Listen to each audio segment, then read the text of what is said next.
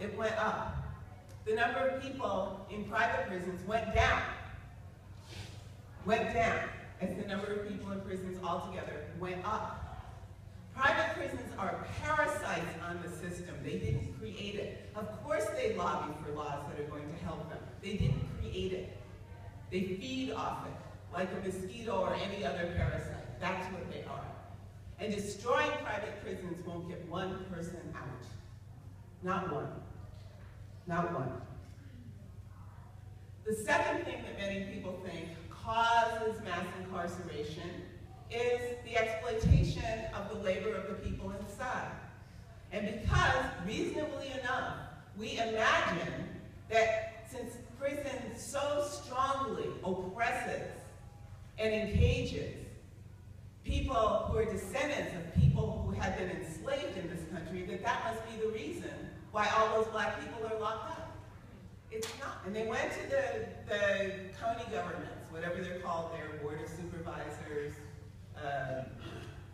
the name doesn't matter. And they said to the county governments, and these are not very high population counties, they said, do you have a jail? And of course every county has a jail, and these guys said, yeah, we have a jail. And the investment banker said, listen, we'll lend you money to expand the size of your jail. And once you've done that, we guarantee that immigration, ICE or the marshals will rent the space from you. So expand the size of your jail, and then we guarantee that you'll make money hand over fist, renting that space out for people who are detained undocumented. We're built on land, with a couple of exceptions. We're built on land that used to be used for agriculture or lumbering, that kind of thing, mostly agriculture. And therefore, in places where very vulnerable workforces, especially, but not exclusively farm workers, have been struggling for a very long time to secure some kind of steady, predictable income for the backbreaking labor, they did. That's where the prisons go.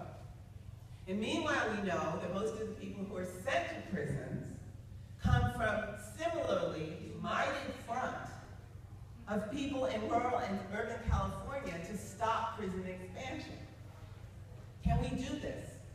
And we rolled in, and we started to learn, and we started to learn, and we discovered a pacifist organizer, Mahatma Gandhi. I'm not altogether sure that I could be quite as saintly as Mahatma Gandhi and remain committed to principles of nonviolence. But I do think trying to be true to principles of nonviolence is one of the ways that we open our minds to thinking about solving capitalist economies of the global north, creating conditions in which profits from capital were taken by the state and redistributed to the people. So that whether or not you had a wage, you had an income, you had shelter. They still have free health care in the United Kingdom and all over Western Europe. If you get sick, you go to the hospital, they see you then. They think it's a scandal in the United Kingdom if you have to wait a week. That's a scandal. Right? I'm not crazy about the United Kingdom, but I'm saying this is the kind of difference. Right? There was income, there were protections from calamity, and opportunities for advancement, and advancement didn't necessarily mean you go to post-secondary school, right? It meant you figure out what you want to do with your life and you do it. You want to be an artist, be an artist, yes. If we had more artists, maybe you'd have less war, all right? Well, the capitalists had no choice but to pay these huge taxes for some decades to underwrite the welfare state, right? Tax goes from the capitalists, redistributed to the people.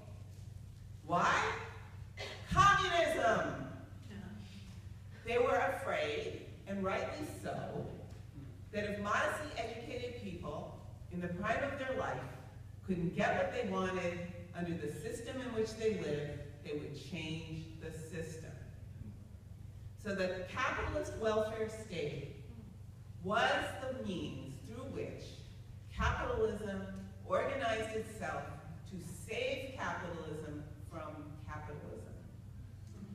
I came across, just randomly reading one night, a piece he wrote, or was translated into English, I should say. I don't know when he wrote it, but it was translated into English in 1976 and published in a journal, and I happened to find it in this journal. I picked up in an old journal.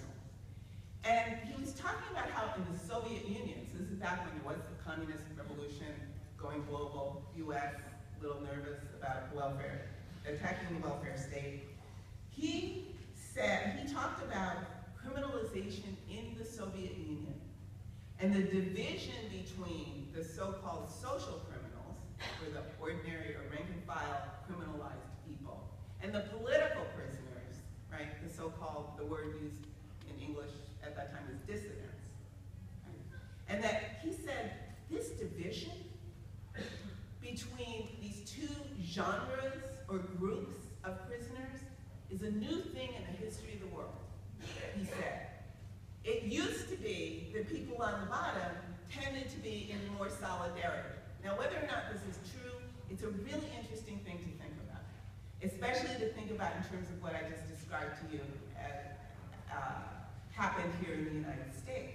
That people turn against people who have been convicted, people who have been arrested, forget about convicted, people who have been arrested, and who here has been arrested? Hands up. Who's gone to jail? Hands up. Who's had people turn on you because it happened? Hands up. Right, right. Turning on people instead of saying, there must be something here we can figure out together. Instead, it's like, let me pretend you don't. MP Chronicle presents The Black Girl Show, 7 p.m. Pacific Time, 10 p.m. Eastern Time on LA Talk Live.